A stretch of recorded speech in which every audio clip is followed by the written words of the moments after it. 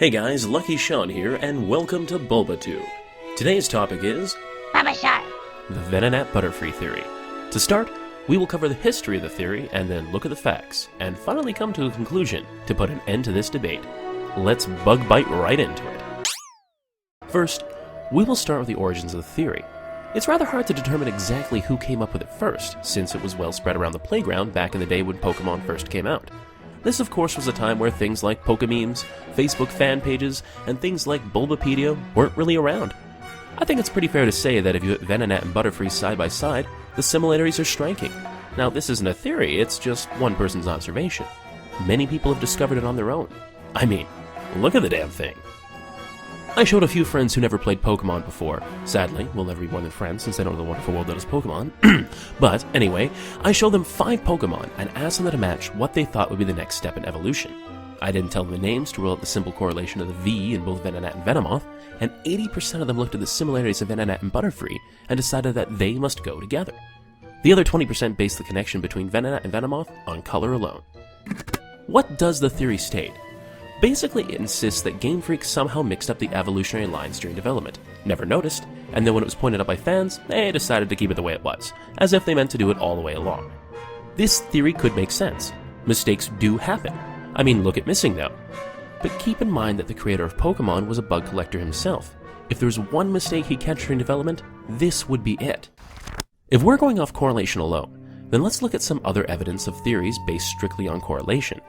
Here are some other Pokemon that look like they belong in a different evolutionary line based on their design or names. Take a look at Sharpedo's evolutionary line. It goes from Caravana to Sharpedo carrying a signature yellow mark on its face, but what if we add Garchomp to the end of the line? Seems like it fit perfectly based on design alone. And then there's the Flygon vs Salamence debate. Speculations of this theory are based off names alone. People seem to believe it would make more sense if the evolutionary line of Bagon should go Bagon, Shelgon, and then Flygon, rather than Salamence. The reason for this is inspired by the ending of their names. Notice how they all end in Gon. This would leave the evolutionary line for Trapinch to be Trapinch, Vibrava, and then Salamence. And to me, the change from Vibrava to Salamence seems too much of a stretch. In order to debunk this theory, we need to consider the Japanese names for them. Flygon's Japanese name is Furigon, phonetically how do you expect the Japanese language to say Flygon? Unfortunately, that theory stops here, as Bagon's name in Japanese is Tatsube. Shelgon's Japanese name doesn't support the idea any more than Bagon's name does. So this theory is a bust.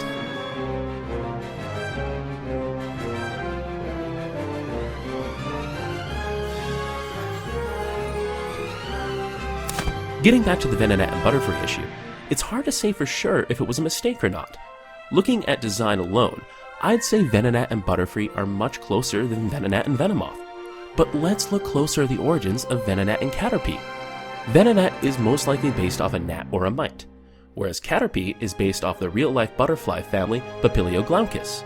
It doesn't make sense that a gnat would turn into a butterfly, but at the same time, it doesn't make sense it would turn into a moth either. However, the real evidence is within the evolutionary line of Caterpie. It follows the exact metamorphosis line of the Papilioglaucus to a T. Caterpie, Metapod, and finally, Butterfree. I think it's safe to say that we super effectively debunked this theory. Caterpie's evolutionary line is correct. Sorry, Venonat. Butterfree wants you to like this video and to subscribe, if you haven't already. If you have any theories you want us to debunk or cover, comment about them below.